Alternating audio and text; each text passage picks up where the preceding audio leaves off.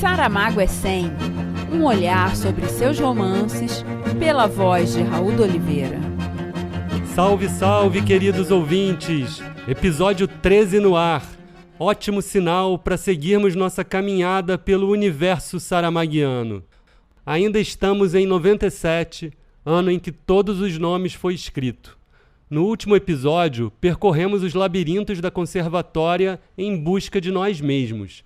Mas, com tantos caminhos possíveis, não encontramos espaço para falar de um outro projeto que Saramago realizou paralelamente à escrita do romance. Nesse mesmo ano de 97, José recebeu um convite para escrever um ensaio sobre a utopia, para o pavilhão de Portugal da Expo 98. Com a ironia que lhe é peculiar, Saramago disse: "Mas como não sei fazer ensaios, escreverei um conto." O Conto da Ilha Desconhecida. Na sua ilha de Lanzarote, em uma quinta-feira santa de 1997, Saramago fez, para amigos e familiares, na intimidade da sua casa, a primeira leitura do conto que acabara de escrever, encantando e maravilhando todos os presentes. Algumas passagens, como o diálogo entre o homem que quer um barco e a mulher da faxina, justificam perfeitamente essas reações. Diz o homem: "Quero encontrar a ilha desconhecida. Quero saber quem sou eu quando nela estiver." "Não o sabes? Se não sais de ti, não chegas a saber quem és." O filósofo do rei, quando não tinha o que fazer, ia sentar-se ao pé de mim, a ver-me passajar as peúgas dos pajens, e às vezes dava-lhe para filosofar. Dizia que todo homem é uma ilha. Eu, como aquilo não era comigo, visto que sou mulher, não lhe dava importância. Tu, o que achas? Que é necessário sair da ilha para ver a ilha, que não nos vemos se não nos saímos de nós.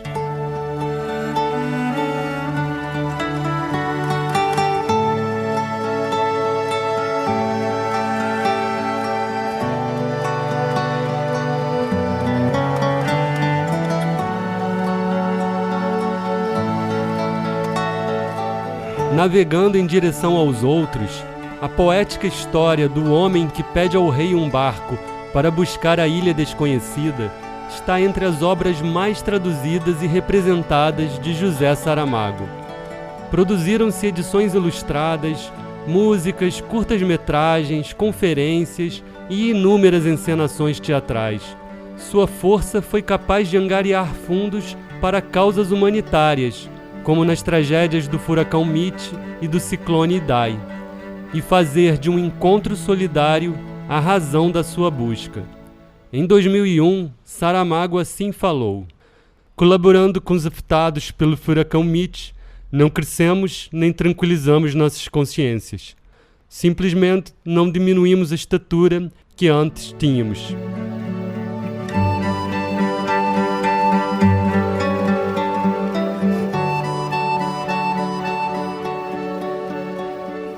Inspirados por essa gigantesca dignidade solidária, vamos seguindo nossa linha do tempo até alcançarmos o dia 8 de outubro de 1998, data consagradora em que Saramago é agraciado com o Prêmio Nobel de Literatura, elevando a língua portuguesa ao reconhecimento internacional.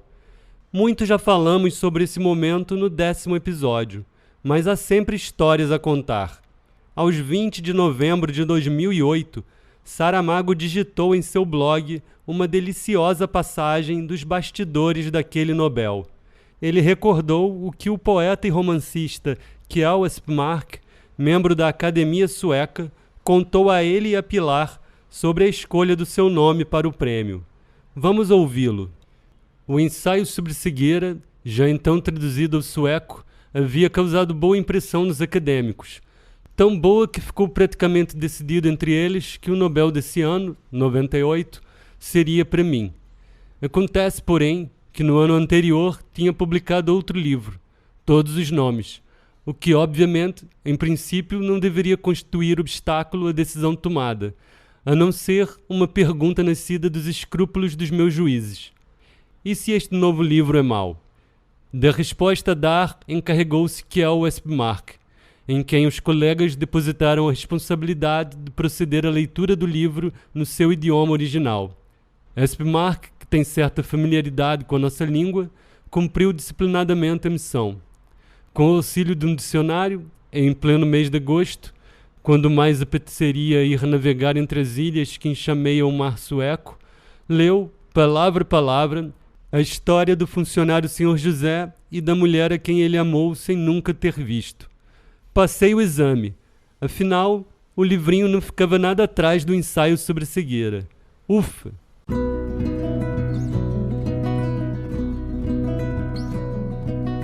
Não mesmo, José. Todos os nomes já nasceu um clássico. Mas e depois? O que faz um escritor premiado com o Nobel? Tira férias? Se aposenta? Fica vaidoso? Ou paralisado diante da responsabilidade de uma nova publicação? Talvez sim para muitos escritores, mas não para um tal José Saramago. Este prêmio Nobel que vos fala vai continuar a ser quem é, participando como até aqui, com intervenções como até aqui, naquilo que considerar útil, indispensável e necessário. Não assumirei o prêmio Nobel como uma miss de beleza que tem de ser exibida em toda parte. Não aspiro a esses tronos, nem poderia, claro. Mas se o que tenho vindo a fazer até agora tem tido alguma utilidade para alguém, como voz, como crítica, como análise das circunstâncias, dos fatos, da vida política, da vida social, da situação em que o mundo está, então assim continuará a ser. O Nobel dá-me a oportunidade de ser mais eu.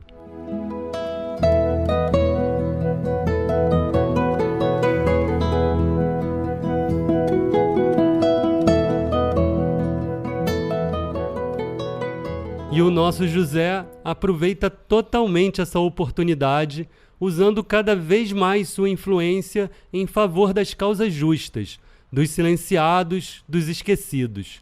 Na literatura, não sente o peso do Nobel. Segue escrevendo como se não o tivesse ganho, sem ter que provar que o mereceu e sem temer críticas ou comparações. Afinal, há ainda muito o que dizer e o tempo urge. Assim, apenas mais 2 anos são precisos para que um novo romance ganhe vida. Episódio 13 – A Caverna. Assim, no ano 2000, aos 78 anos, Saramago publica A Caverna, o romance que levou menos tempo para escrever. Para compreendermos o contexto em que germinou a ideia do livro, recorro mais uma vez à intimidade sensível de sua esposa, Pilar Del Rio.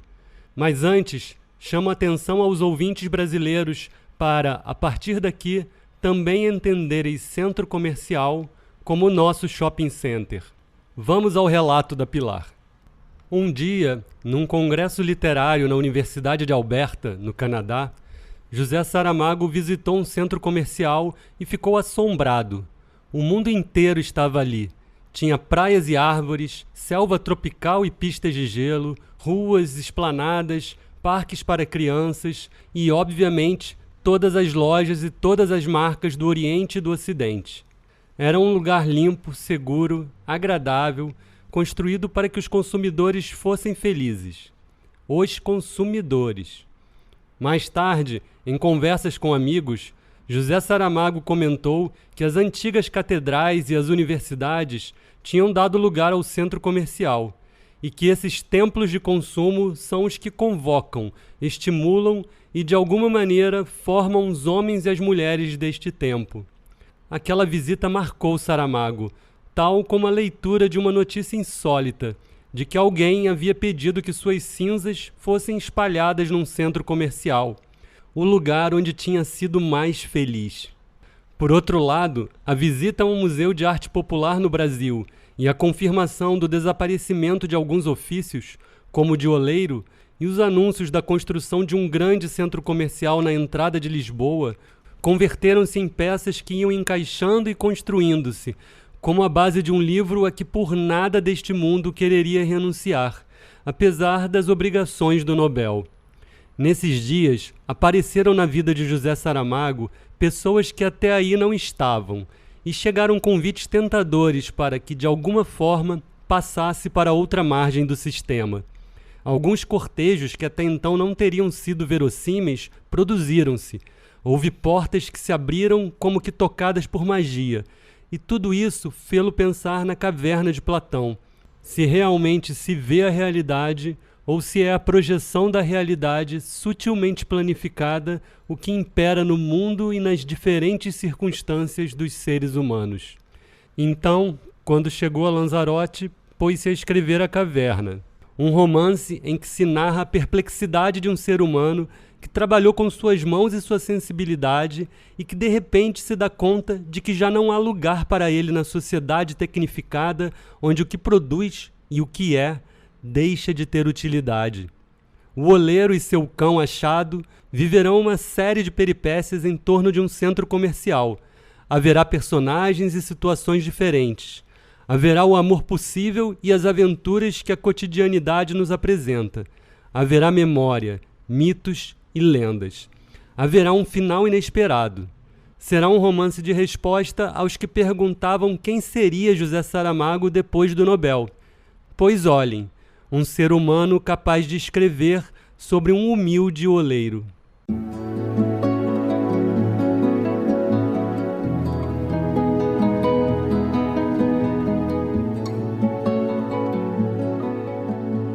Após esse olhar tão íntimo e humano, abre o espaço para outro olhar feminino e luminoso, da ensaísta brasileira Leila Perrone Moisés.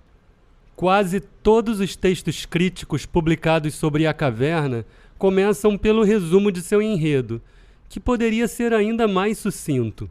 Um oleiro vive os últimos dias de sua antiga profissão, ameaçada pelo estabelecimento de um enorme shopping na região onde mora. Depois do resumo, as leituras críticas enveredam para o significado sociológico e político da história. A modernidade como desumanização, a economia regendo a vida humana, o valor de uso substituído pelo valor de troca, a destruição e a perda da natureza, a cegueira dos homens ante o rumo desastroso de sua história, sua submissão à sociedade do espetáculo e a proliferação de imagens enganosas. As entrevistas contemporâneas ao lançamento do romance também se limitam a esse resumo e a essa interpretação.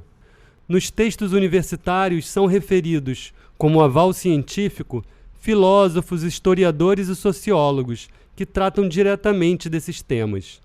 Ora, A Caverna é isso, mas é também muito mais. É a última obra-prima de Saramago e a primeira depois do Nobel, um romance de riqueza de significação e apuro estilístico admiráveis.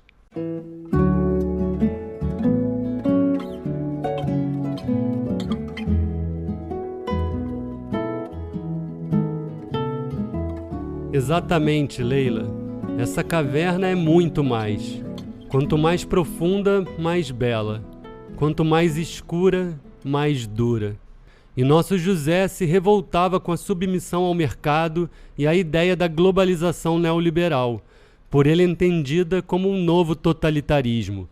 Saramago criticava veementemente o esvaziamento da democracia pelo poder econômico, e assim decifrava sua obra. A Caverna é uma história de perdedores cuja única vitória é que não se entregam ao triunfador. É a revolta possível, mas sem ela não poderá haver outra.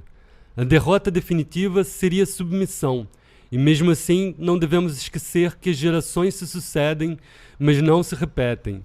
Assim como de insubmissos podem nascer submissos, também dos que se submeteram poderão nascer os que virão de se revoltar. É uma reflexão crítica sobre essa fatalidade econômica que faz com que venha um momento em que já não somos necessários.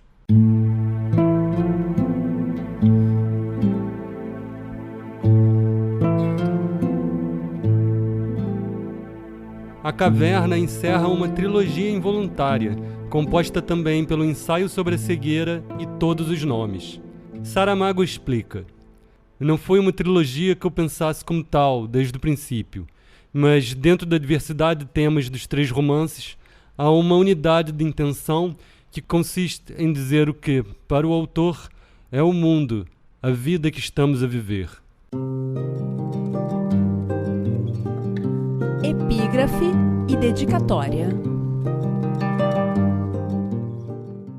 A Caverna é dedicado a Pilar e traz, irresistivelmente, uma epígrafe clássica extraída do livro 7º da República de Platão.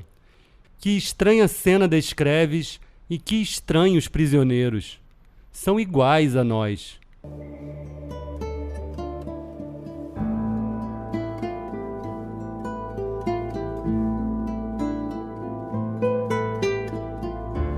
Alegoria do mito, sombra da realidade. Guiados pela razão e espírito crítico saramaguiano, convido vocês a romperem as correntes para, em busca do conhecimento, explorarmos juntos esta caverna. E assim começa o romance.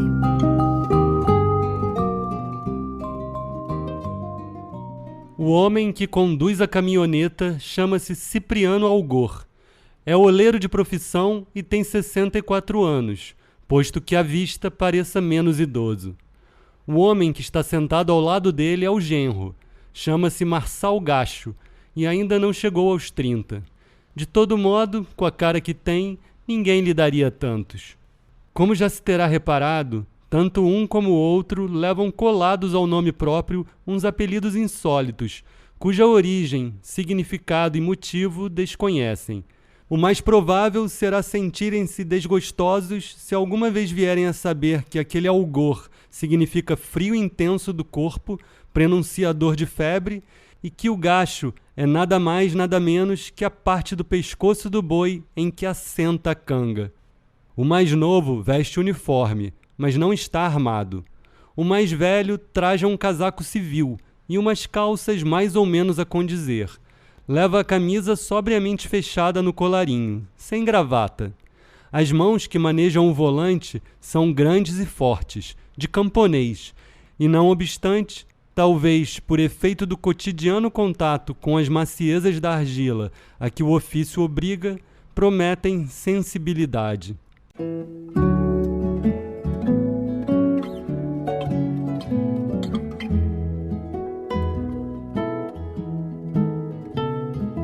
A abertura do livro retoma o cuidado com os nomes, seguindo o fio tecido no último romance. A agitação febril que significa algor exprime o desconforto moral do nosso oleiro diante da rejeição ao seu produto, ao passo que o genro, que é guarda no centro comercial, traz o gacho, como tradução da exploração da força de trabalho pelo sistema. Em sua caminhoneta, Cipriano segue a rotina semanal da entrega dos seus produtos ao centro comercial, seu comprador exclusivo, mas é surpreendido com a súbita recusa das suas louças de barro, cada vez menos vendidas e substituídas por utensílios de plástico, mais leves, baratos e banais.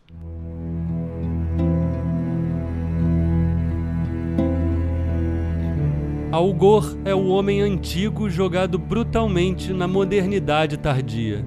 Simples e honesto, continuador de uma atividade que é fruto de 3 gerações de experiência. O forno da olaria, construído por seu avô, é também caverna, obra humana útil e enobrecida pelo uso do fogo, onde tanto se fabricam as louças quanto o alimento, o pão. Nas palavras do narrador, é o reino, o trono e o dossel do fogo, o cadinho onde a argila de cada vez sonha que se vai tornar em diamante.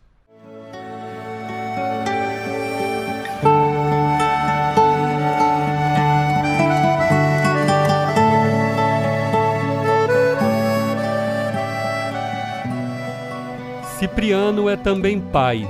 Marta, sua filha, está grávida e é sua principal ajudante nos trabalhos da olaria, ofício aprendido desde muito nova, uma relação de cuidado, de afeto e tradição.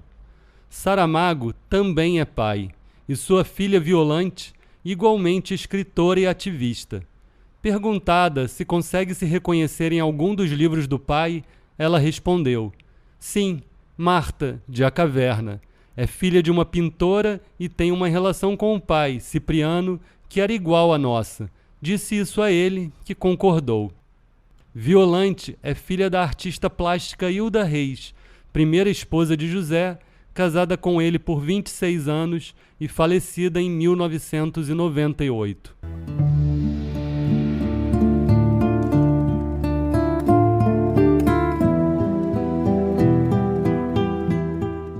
Ao falar uma vez mais sobre sua trilogia involuntária, Saramago resumiu: com o ensaio sobre cegueira, me cansei da crueldade. Com todos os nomes, esgotei, em termos literários, a solidão. E agora, em A Caverna, me encontro com a ternura. É assim.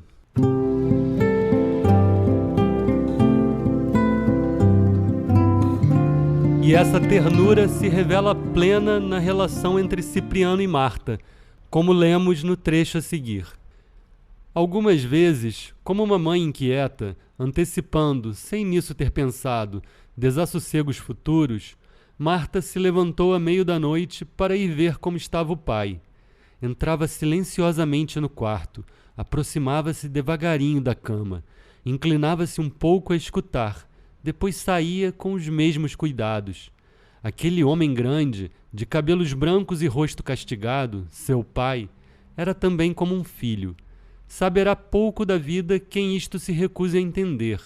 As teias que enredam as relações humanas, em geral, e as de parentesco em particular, sobretudo as próximas, são mais complexas do que parecem à primeira vista.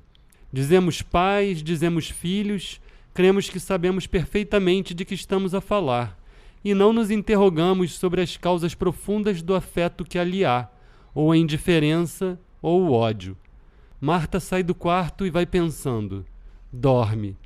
Eis uma palavra que aparentemente não fez mais do que expressar uma verificação de fato, e contudo, em 5 letras, em 2 sílabas, foi capaz de traduzir todo o amor que num certo momento pôde caber num coração humano. Convém dizer, para ilustração dos ingênuos, que em assuntos de sentimento, quanto maior for a parte de grandiloquência, menor será a parte de verdade.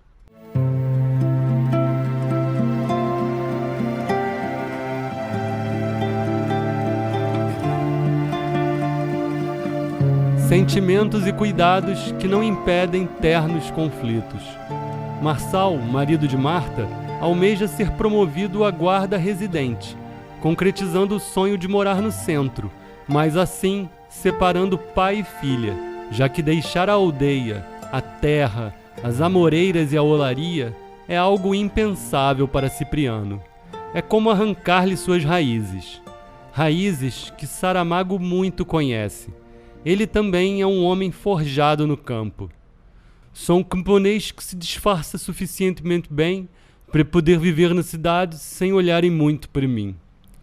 Do menino que andava descalço na aldeia, José viu surgir o jovem aprendiz de serralheiro mecânico, na Lisboa dos anos 30. Sua experiência com o trabalho manual enriquece sua obra literária. Saramago é também um artesão, um oleiro das palavras, como vamos ler em mais uma página de beleza única.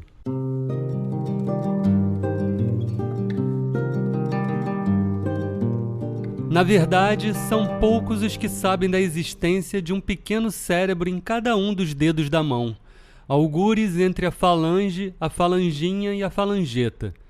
Aquele outro órgão a que chamamos cérebro, esse com que viemos ao mundo, esse que transportamos dentro do crânio e que nos transporta a nós para que o transportemos a ele, nunca conseguiu produzir senão intenções vagas, gerais, difusas e, sobretudo, pouco variadas acerca do que as mãos e os dedos deverão fazer.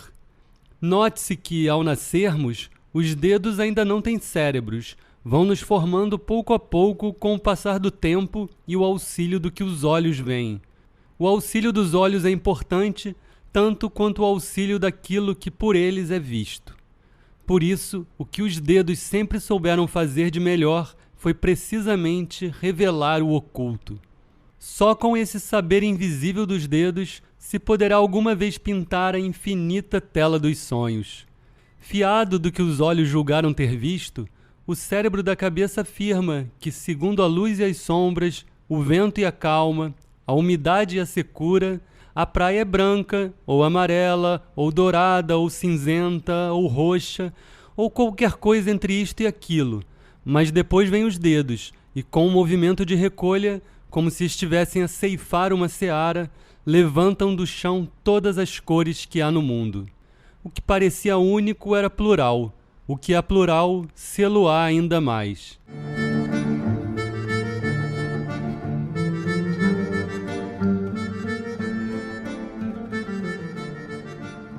Como bem observou Leila Perrone, mais uma vez Saramago usa a expressão levantar do chão. Assim como Deus levantou o homem do barro, a arte levanta os homens acima de si mesmos. Nesse momento do romance, nosso protagonista busca esse levantar, ao propor vender um novo produto ao centro: pequenos bonecos de barro. A ideia partiu de sua filha, que dobrou a resistência dele com coragem e poesia. Tudo que cair sobre si, sobre mim cai. Ajude-me, que eu o ajudarei. Depois de tanto tempo a trabalhar em louças, devo ter perdido a mão de modelar. O mesmo direi eu, mas se o nosso cão se perdeu para poder ser achado, também estas nossas mãos perdidas, a sua e a minha, poderão, quem sabe, voltar a ser achadas pelo barro. É uma aventura que vai acabar mal. Também acabou mal o que não era aventura. Cipriano Algor olhou a filha em silêncio. Depois pegou num bocado de barro e deu-lhe o primeiro jeito de uma figura humana. Por onde começamos? Perguntou. Por onde sempre é que começar, pelo princípio, respondeu Marta.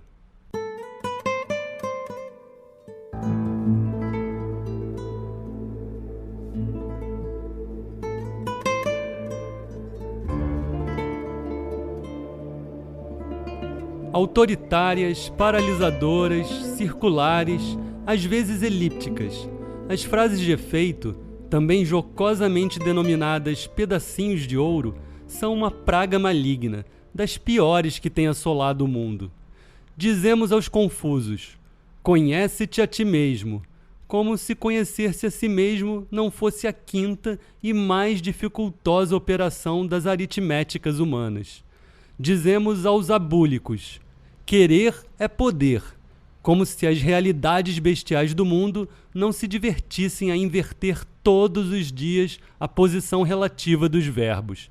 Dizemos aos indecisos: começar pelo princípio, como se esse princípio fosse a ponta sempre visível de um fio mal enrolado que bastasse puxar e ir puxando até chegarmos à outra ponta, a do fim, e como se entre a primeira e a segunda tivéssemos tido nas mãos uma linha lisa e contínua, em que não havia sido preciso desfazer nós nem desenredar estrangulamentos, coisa impossível de acontecer na vida dos novelos, e, se uma outra frase de efeito é permitida, nos novelos da vida.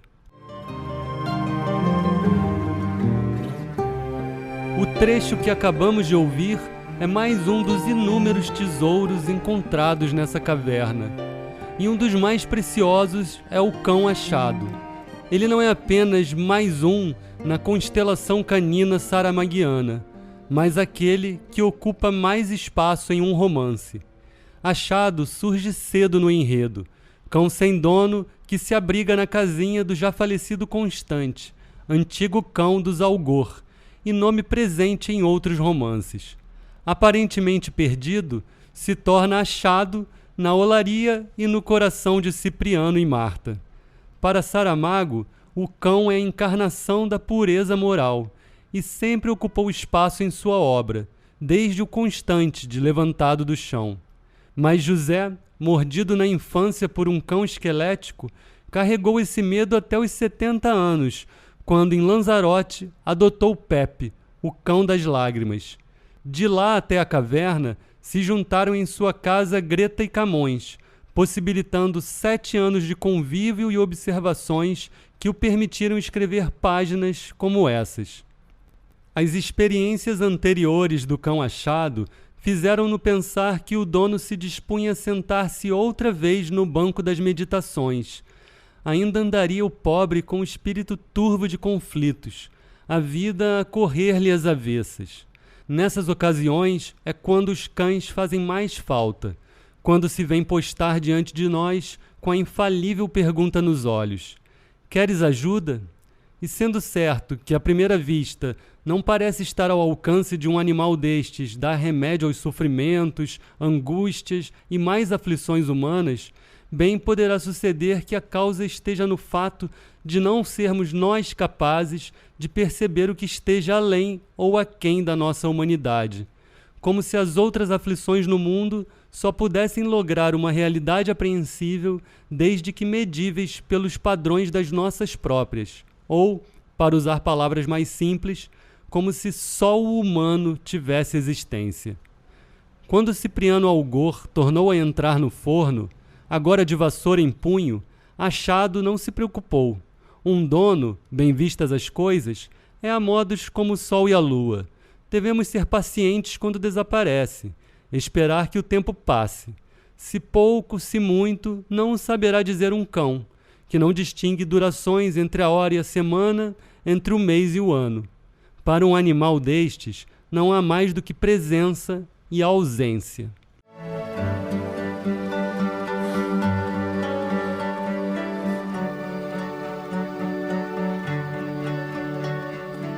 A relação tardia, mas intensa de José com seus cães, deu muitas alegrias a ele e a nós, seus leitores, presenteados com tanto sentimento puro. Em outro belo capítulo da Intuição da Ilha, Pilar nos revela a verdadeira identidade do cão achado. Camões foi o último a chegar. Era alto, desajeitado, de pelo preto e encaracolado, com uma espécie de gravata branca que quebrava a monotonia da cor. Camões não tinha características humanas. Era um cão consciente de o ser, sem ares de grandeza. Comia, guardava a casa, brigava com os pássaros e com o jardineiro, aproximava-se dos donos com paixão animal, oferecia lagartixas que depositava nos tapetes, brincava com o vento e saltava as escadas sem acertar nos degraus. É o cão de A Caverna, o simpático achado, que acompanha o oleiro e lhe dá seu calor.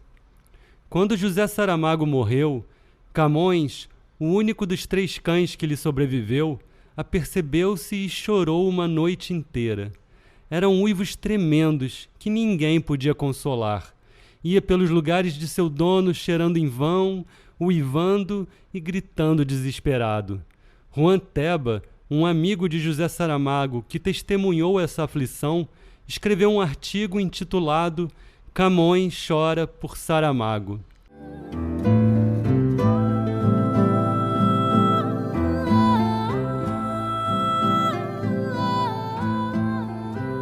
Emocionados, vamos caminhando para o fim do romance. Os bonecos de barro não vingam. Seu genro é promovido e Cipriano acaba se mudando para o centro. Infeliz e desencaixado, ele vaga pelos andares do imenso e vertical complexo comercial. Em suas explorações, encontra uma obra em curso no piso 05, vigiada a 7 chaves pelos guardas residentes. Curioso e astuto, com a ajuda do genro, consegue desvelar o mistério. Uma gruta subterrânea com um conteúdo ainda mais surpreendente. Revelação que transforma e salva os personagens, que logo abandonam o centro em busca de vida real, humana e sensível. Talvez perdedores, submissos jamais.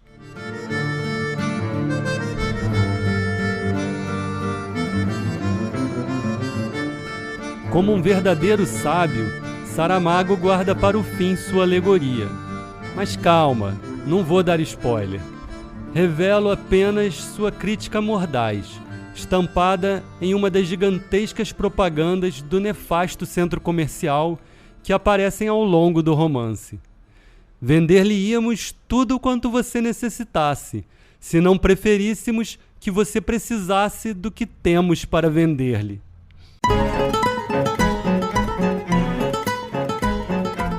Encerrando este episódio, vamos ouvir algumas palavras do nosso José, pronunciadas em 91 em uma conferência em Sevilha. Uma reflexão sobre a verdade e a ilusão democrática. Palavras tão atuais que iluminam ainda mais nossa saída dessa caverna. Por outras e mais claras palavras, digo que não foram os povos que escolheram os governos para que estes os levassem ao mercado. Digo que é o mercado que está a condicionar os governos para que levem os povos até ele.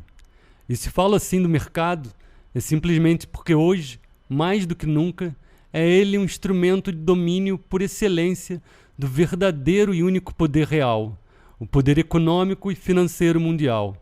Esse que não é democrático porque não foi escolhido pelo povo, que não é democrático porque não é regido pelo povo, e que, por final, não é democrático porque entre os seus postulados não figura a felicidade do povo.